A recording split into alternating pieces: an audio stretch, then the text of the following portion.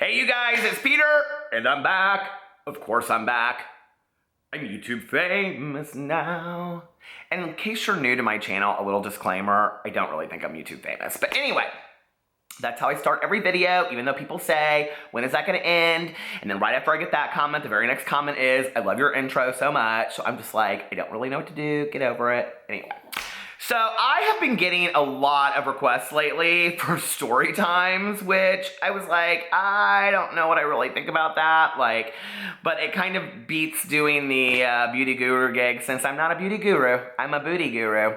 But anyway, I was kind of like writing down some notes last night. As you know, I'm a writer, I'm an author. And so I was kind of like, well, what stories could I tell that anybody would be interested in whatsoever? And I was like, drunk spring break. Maybe that would be interesting to do closer to spring break. I don't know.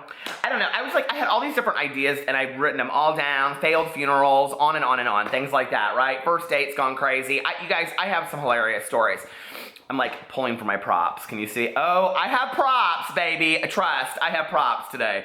So I started thinking about doing this video and I thought, well, you know, like, RuPaul's Drag Race has gotten so huge in the last couple years, and it has brought such an exposure to the whole drag community and drag queens and those of us that love drag.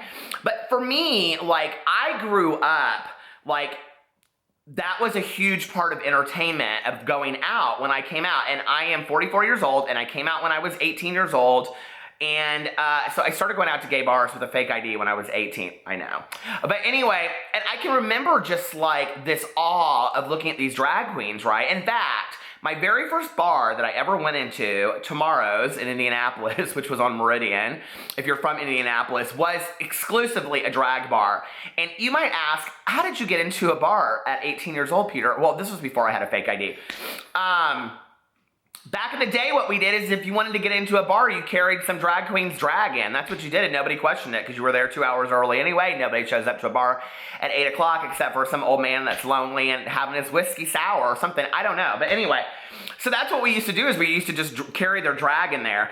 And there were like 4 or 5 of us that were like friends with all the drag queens and, you know, kind of dated with each other and all that kind of stuff. And so I grew up around these Indianapolis drag queens. And I'm like, oh my God, should I throw out some names in case anybody knows them? I mean, these are, you guys, some of these people have like won national titles. And back in the day, it was like the Jamie Hunters and the Austria Andrews and the Gina Jones and the Stacey Stevens and the Samantha Sinclairs. And these were like, I mean, when I would go out, like, and, you know, the Lena Meyers and the Alexandria Priests, and even though I was like friends with these people in and out of drag, I was like mesmerized with them when they were on stage. There was just something about it, you guys, I just absolutely loved. And so I kind of grew up in that culture. And when I came out, the year, okay, so I turned 18 in 1990, and that's when I came out. A huge bar in Indianapolis called the 21 Club had just closed down like 2 years before that, or like the year before that. And so like all these new bars were coming up.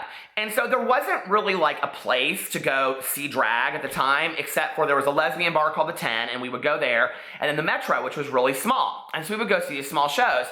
But Indiana was still kind of a hub of drag, like Indiana and Texas. A lot of drag queens come out of Indiana and Texas. Or they don't anymore out of Indiana, but they did back in the day. Texas, big hair, baby, big queens in Texas. You know, and huge, like, you know, the Whitney Pages and the Erica Andrews and the Alyssa Edwards, and all of them all come from, you know, Texas. So it was like these big names always. Listen, I'm just throwing out some names, but there's like 500 of them, right? So flash forward, I'm going to all these things, and I went to all of the local pageants. Like, okay, I went to the, you know, the Miss Indiana America, the Miss Indiana USA, and all this. I don't know if we ever had a Miss Indiana USA. Miss Indiana this, and, you know, Miss Metro Bar, and Miss Indianapolis Newcomer, and, you know, some queen, we'd sit over her house all night long and smoke, you know, we smoked joints back there in one-hitters. Smoke joints and just drank, and we'd be like, oh, girl, you're gonna win, you know it, you're gonna win, beat the mug, baby, beat the mug. And she wouldn't win, she'd come in third out of 3, and we'd be like, girl, you did a great job next year, right? We knew she wasn't gonna win, we didn't care. So anyway, that was what we did.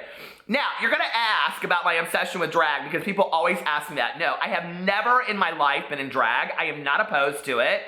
I just haven't. Like, I don't know what, I mean, I just have never been in drag and like never on Halloween, but I will say this, and if you're obsessed with drag like me, I will tell you this, and this is kind of a funny story about two of my friends, and one of them I'm gonna tell later down in the story.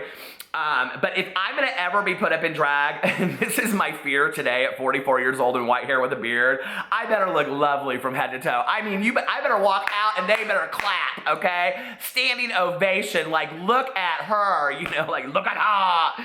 So anyway, two of my friends back in the day, Tim and Duke, they got put up in drag for Halloween, and they were so excited, and they literally, I know, because like all of our friends were like these big drag queens, they literally thought they were gonna come out, I don't know, looking like Cindy Crawford, Naomi Campbell, and some kind of like supermodel, right? They didn't. They looked like everybody's golden girl. It was sad. And Sophia at that, okay? They looked like two matching Sophia standing in their corner in their hose with no shoes on because their feet hurt so bad from these like 1-inch flats they wore. But anyway, so I digress. So here I was, and my life was pretty much, this was before I got sober, you have to remember. I got sober when I was 22. My days existed looking like this.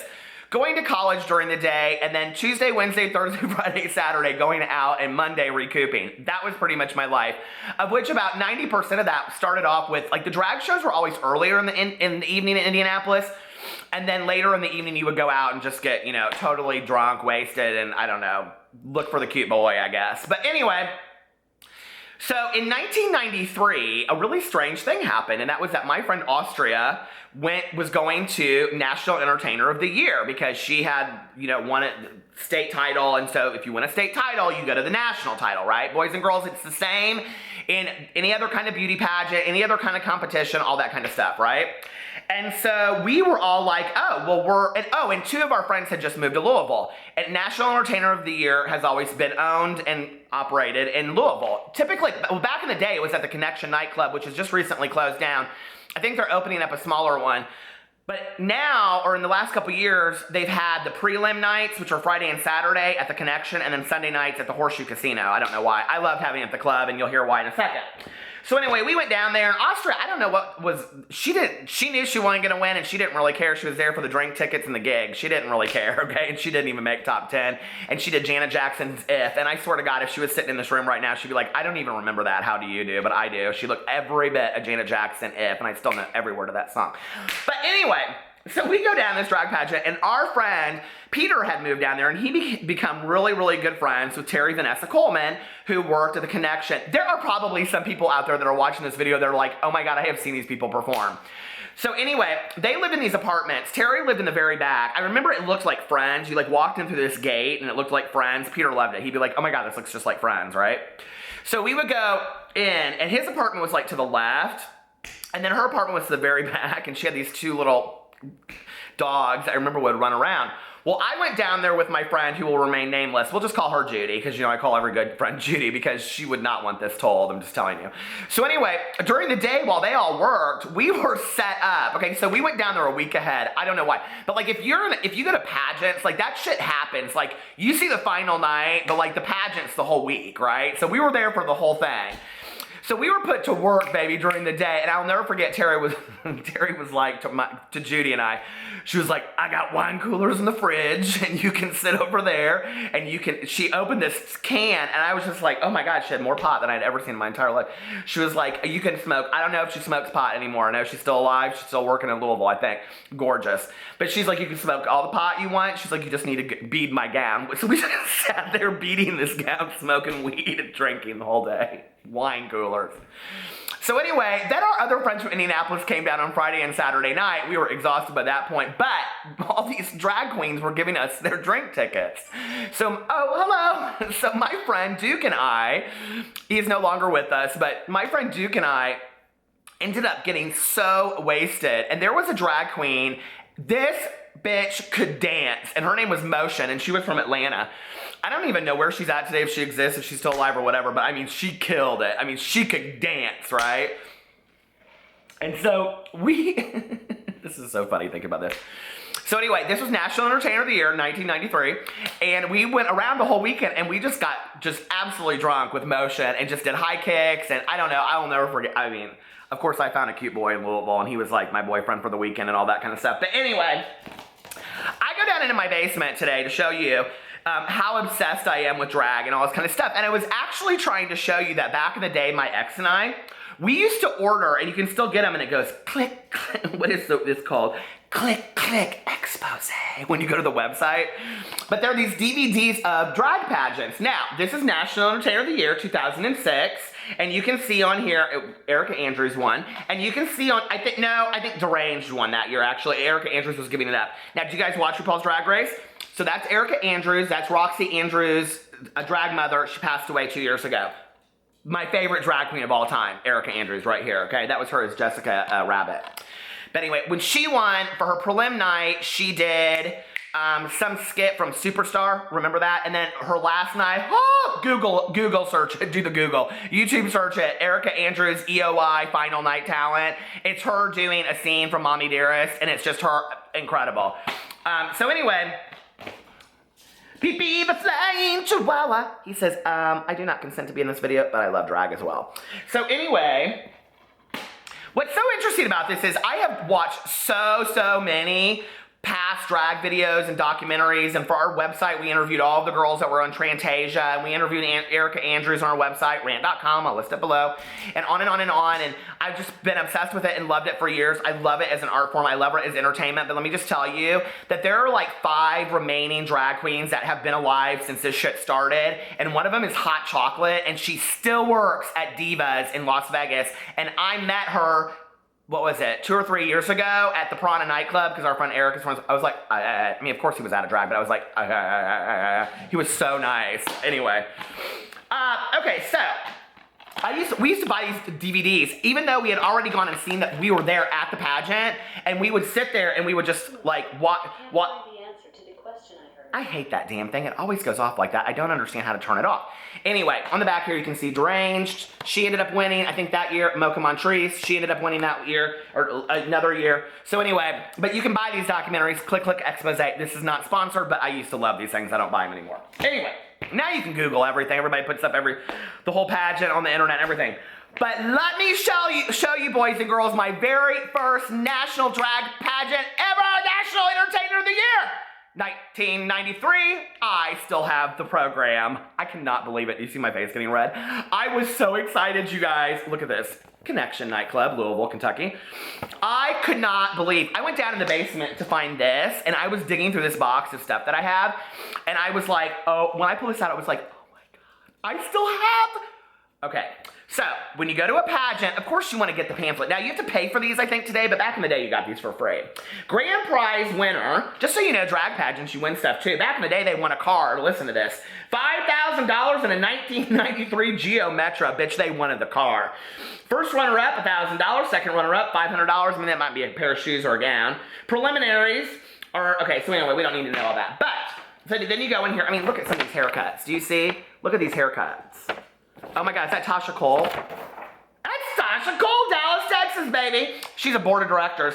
I would give my left nut to be a judge at a drag pageant. I've never been asked. Never been asked. I have judged glitz pageants, beauty pageants, all kinds of pageants. I have never judged a drag pageant, but I would love it. So let's just go through this.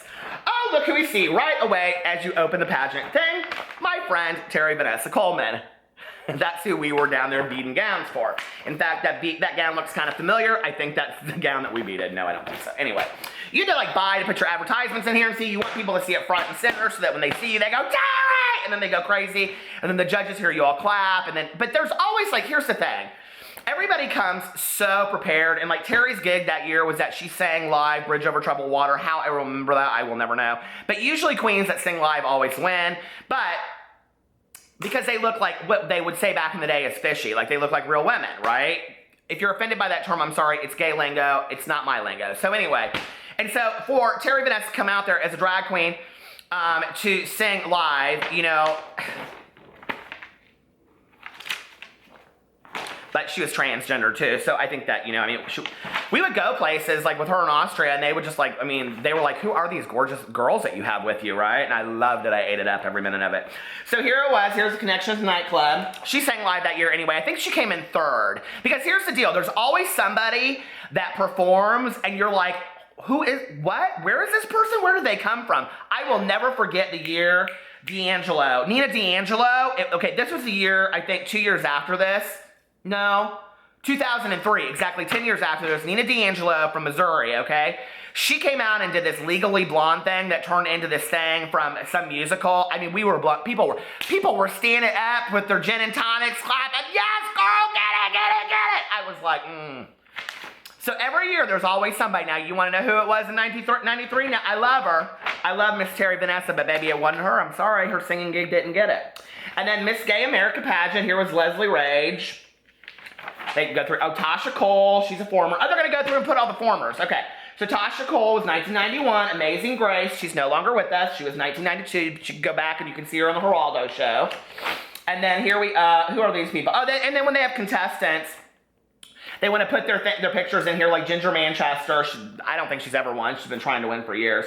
Representing Entertainer of the Year. And then here was Valerie Vincent. And listen, this is what's so funny, right? From Midwest Entertainer of the Year. First alternate, Shayla Simpson, right there. First alternate, Shayla Simpson, won the whole pageant. What that tells you, girls, is you might be first alternate, but you can still win, so you gotta go, you gotta do it, right? And here's the judges. We don't care about all of them, but I did back in the day. I'd be like, now who are these people? Oh, a graduate of this, and blah, blah, blah. I wanted to know because I wanted to be a judge. I still want to be a judge. Hint, hint. Here's the 10 from Indianapolis. Contestants from the Entertainer of the Year contestants. The 10 no longer exists. That was our lesbian bar in Indianapolis, where Indiana's hottest women partied out. I don't know that I would say Indiana's hottest women, but it doesn't matter because it doesn't exist anymore, and that bar was fun as shit. On Thursday nights, they used to have Drink and Drown, and we would go there, and you would pay it was unbelievable. And then we'd all get out there and we'd do the line dances. Do you remember the line dances? Oh my God, I love that bar. There was always a fight every night. Every night there was a fight. Anyway, here's the program schedule. You have your overture, which is like music. Then you have your opening. They always do some kind of opening where like everybody do white and we're going to do. Well, so at Miss Continental, which is at the Baton in Chicago, I have never been. I want to go so bad. Jim Flint, who owns the pageant, please call me. I would love to do the whole thing on my channel. I have wanted to go to Miss Continental for years. Those girls are gorgeous, gorgeous, gorgeous. And a lot of them that have won National Entertainer or, Miss America or whatever have also won Cosmopolitan. But Cosmopolitan's like, well, now it's the one that happens in Thailand or Hawaii. I can't remember that, but Queen of Queens or something like that. But Miss Cosmo, I said Miss Cosmopolitan in a video one time. I was so embarrassed. If you're a Miss Continental, listen, okay? Who's the one I like? Sasha Colby. She's hands down my all-time favorite recent. Love, love, love. So here's Tandy Andrews. Tandy Andrews was Erica Andrews' mother. She's no longer with us. She was Texas Entertainer of the Year 1994. And then here's Whitney Page and Donna Day. They won their titles back in the day. Okay. And then here's your MCs. You got Eddie D. And then you have Hurricane Summers, who was at the MC for Connection for years. And then Bernie Lubers. I don't know who that is. Doesn't matter. Unicorn Club. That was our strip club in Indianapolis. It closed down too. And then Mid-America Entertainer of the Year. Doesn't say who. Oh, here it is. Dawn Productions, Austria Andrews, and first alternate Casey Roberts. Don't know who that is. Amanda Kane, and first alternate Deception. I know who Deception is. Austria Andrews, baby, they boogered her so bad. That was my friend. She didn't even get a picture. Boogered. So anyway, and then back here they have, from The Connection, now appearing, who you can see, Ashley Cruz, absolutely love, Mahogany, love, Rita Ross, Stephanie Wills, DeAndre, Terry Vanessa Coleman, love, Margot Davis, love, Reva Deborah, Robbie Lynch, doesn't perform anymore. So anyway, you go through here. It's Samantha Scott. She was Miss Merleys, 1990. Did she win anything? Who'd care? I don't know. Anyway, Karen White, never heard of her. Isn't Karen White a singer that sang Superwoman? Anyway, I love the gig. I love it so much. You guys believe I have that down there? I'm like obsessed. So anyway, I'm actually thinking I might want to order some of these. Watch them again. Alex has no interest whatsoever. Do you guys watch drag?